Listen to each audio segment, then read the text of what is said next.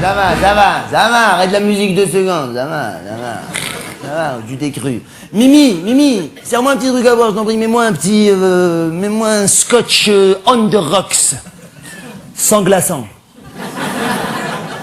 Dis-moi, Didier, c'est quoi cette ambiance que tu m'as fait là, je t'en prie, Didier, c'est quoi, pourquoi je te paye la vie de ta mère? Didier, je te parle. Didier, c'est le disc jockey, de toute façon ils s'appellent tous Didier, j'ai jamais compris pourquoi, c'est un truc... Mais sur ma vie, on dirait que leur mère, le jour de leur naissance, elle savait qu'il allait devenir disqueur. C'est un truc... Mais Didier, mon kiff, c'est d'éclater les gens, donne-moi quelque chose, j'en peux plus, moi, Didier.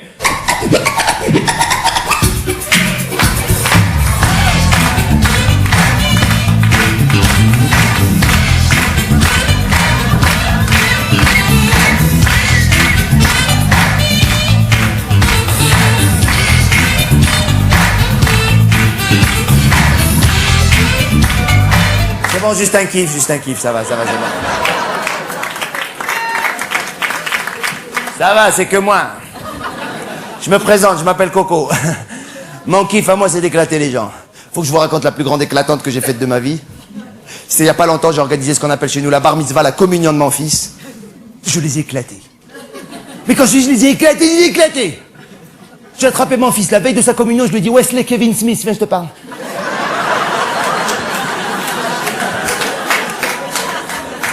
Beverly, retourne dans ta chambre. Ton père, pour ta communion, va t'éclater. Tu sais ce que ça veut dire ou pas? Combien il va dépenser papa? Combien? Va dire à tout le monde combien il va dépenser papa.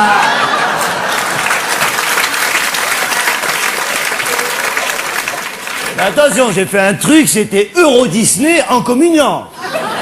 Bon, il fallait commencer par la prière et tout, on était obligé de le faire, qu'est-ce que tu vas faire? Je l'ai fait. Moi, je voulais pas le faire, moi, je me suis dit, comment je vais éclater les gens dans une prière? À la fête, j'avais de quoi les éclater, je voulais dépenser, mais j'ai trouvé de quoi les éclater même dans un lieu de prière. J'ai analysé les fêtes chez nous, je me suis dit, à chaque fois qu'il y a une fête chez nous, même dans la prière, les gens, ils se la jouent, ils disent, non, on avait un grand rabbin, attention, nous, on avait le plus grand des rabbins. Le riche est malade, non, nous, on avait un grand rabbin, et l'autre, nous, on avait le deux. Mais chez nous, il n'y a pas de petit rabbin, ou quoi? Moi, j'ai dit, je vais les éclater, je leur ai amené un petit rabbin.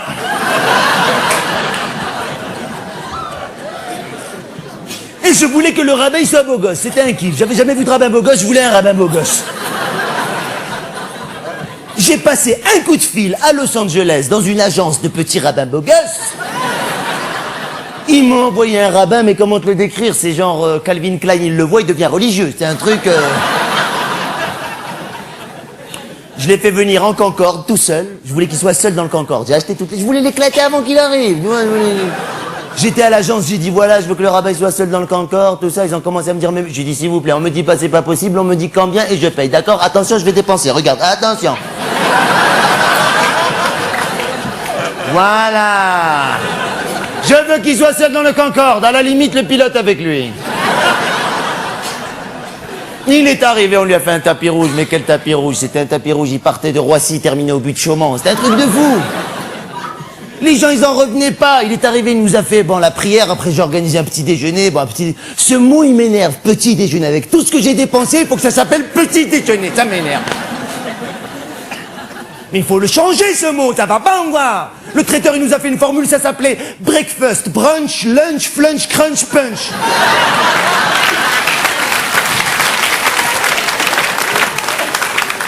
Des gens que je connaissais même pas, ils m'appelaient sur mon portable, ils me disaient, monsieur Coco, on vous connaît pas, mais on veut se faire éclater à la soirée.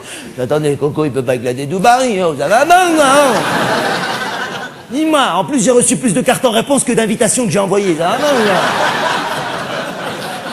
Mais sur ma vie, ils font des doubles chez nous, quoi, oh. Et attention, le carton d'invitation, j'ai pas envoyé un carton en carton dans une enveloppe par la poste avec le timbre, c'est le Moyen-Âge, ça, y a plus. Moi, j'ai envoyé un carton à chaque invité, mais quand je te dis un carton, il a reçu chez lui un carton, il a reçu un carton. Dedans, il y avait un ordinateur portable qui s'ouvrait comme un carton. Sur l'écran, il y avait l'invitation, tu cliques, il s'en va, le carton réponse, par Internet. Directement, il atterrit dans une salle avec des écrans de contrôle dans laquelle il y avait un ingénieur en informatique que j'ai fait venir lui aussi des États-Unis. Bon, Concorde tout seul, ça tient. Bon, à chaque fois, je vous fais comme ça, et comme ça, c'est Concorde tout seul, d'accord? J'ai pas envie à chaque fois. Mais non, parce que j'aime pas me vanter.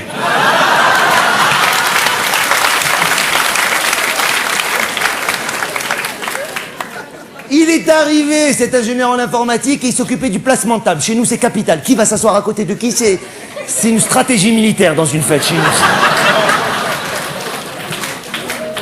Un mauvais placement de table chez nous, il peut te ruiner 5 générations d'un coup. C'est un truc... Alors il m'a créé un logiciel, ça s'appelait placement de table, le logiciel. Tu rentres le nom et le prénom de chaque invité, il te les place déjà en fonction de qui est fâché avec qui dans la soirée. Bon, attention, on n'a pas invité non plus des 1000 et des 100, on était quoi, 8600. Attention, les gens ils sont arrivés, ils étaient comme des fous, ils sont arrivés au cocktail. Il y avait des buffets de tous les pays du monde, même des pays que je connaissais pas, ils étaient représentés par un buffet, attention. Mais j'avais briefé le traiteur, je l'avais dit quelques mois avant, je lui avais dit, toi, viens ici, j'adore faire ça moi, viens ici, toi, viens ici. J'adore faire ce genre de truc, ou bien toi, va là-bas, ou bien combien je te dis, combien, j'adore. Moi je me sens comme un chef d'orchestre mais avec des gens, toi, va là-bas, viens ici, allez, j'adore, je sens que je contrôle, ça m'éclate. Je lui avais dit, il faut que tu me les éclates. Il m'a dit, mais je suis le top en France. Je lui ai dit, amène-moi le top d'ailleurs, je veux les éclater. Il m'a dit, il y a un traiteur conceptuel postmoderne, contemporain, il habite à New York, vous le faites venir, il va vous les éclater. J'ai dit, ok, d'accord, on l'a fait venir.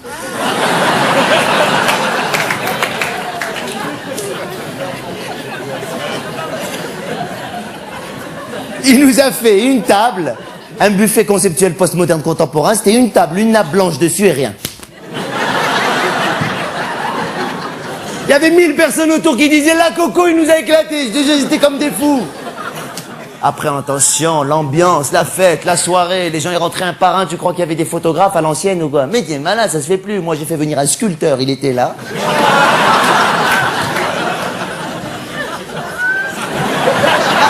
Je l'ai fait venir d'Italie, il a mis 4 secondes pour venir de Rome. Ils arrivaient même pas à atterrir, ils l'ont lâché sur Paris comme ça.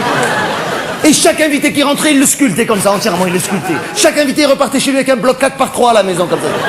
Une folie. Après, les gens sont rentrés, on a baissé la lumière, projection d'un film sur la vie de mon fils. Sur ma vie. Enfin, le film sur sa vie, mais sur ma vie qu'on l'a fait. Réalisé par Steven Spielberg. Ça retraçait l'enfance de mon fils jusqu'à ses 12 ans, ça s'appelait Judaïque Park. Et le scénario, c'est l'histoire d'une mère qui veut manger son fils, on sait pas pourquoi, il y a les tantes dinosaures qui le suivent derrière. Après, entrée triomphale de mon fils, il est arrivé en saut à l'élastique, on n'avait jamais vu ça. Bon, il s'est un peu éclaté. Il est arrivé dans un costume 5 pièces. Il y avait au moins 200 poches dans le costume. Pour les cadeaux, les enveloppes, tu es malade.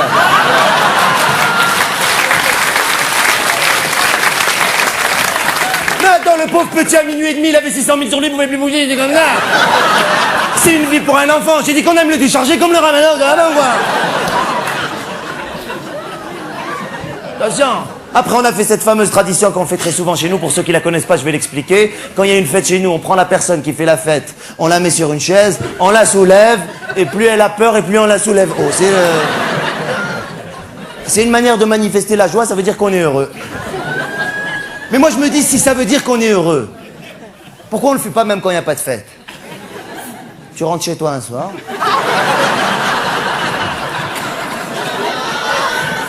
Tu te sens bien, t'es heureux, tu t'assois sur une chaise. Tu dis à ta femme, soulève-moi chérie, je suis heureux.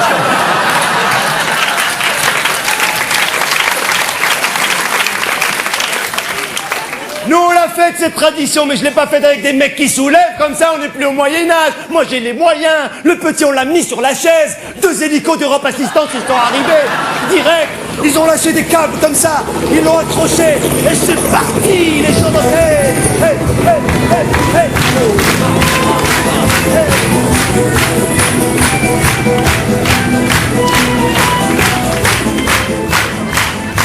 C'est mon argent, c'est moi qui ai dépensé.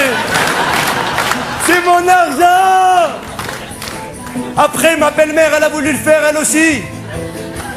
4 hélicos d'Europe Assistance.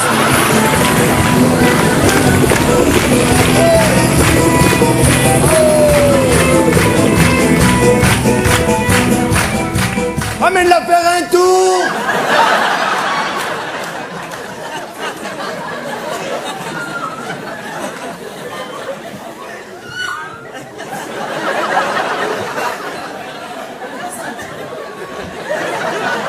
Fais un tour.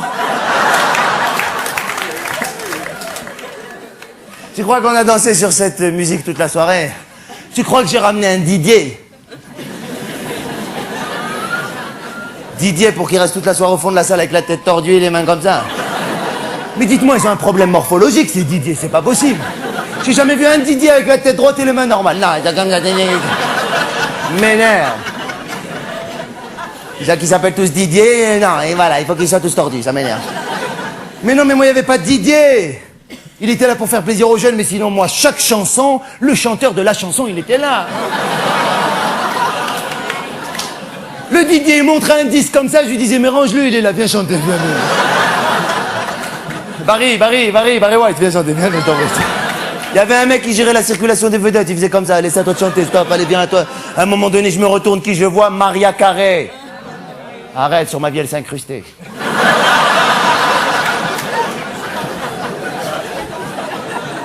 J'étais mal à l'aise, j'étais là voir, je dis, qu'est-ce que tu me fais, toi? Je lui dis, bon, chante 2 chansons discrètes, fais-toi ton kiff et casse-toi, va-t'en. Bon, elle a chanté ces 2 chansons, elle les a éclatées, j'ai été réglo, à la fin, je lui dis, grande classe, hein, je lui dis, viens ici.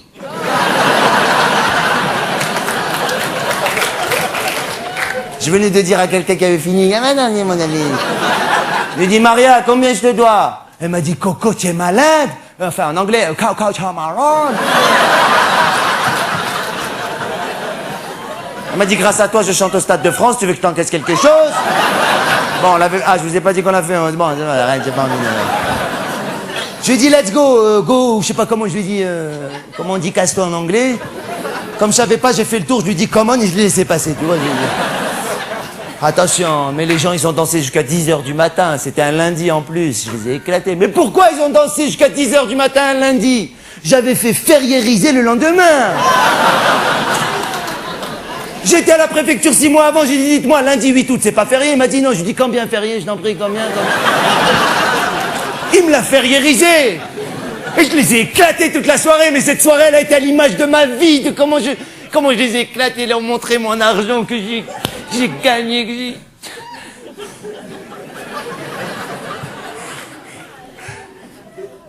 Et je les ai éclatés. Je les ai éclatés. J'ai éclaté tout ce qu'ils pouvaient. Le seul truc, c'est que moi, je m'éclate pas, putain.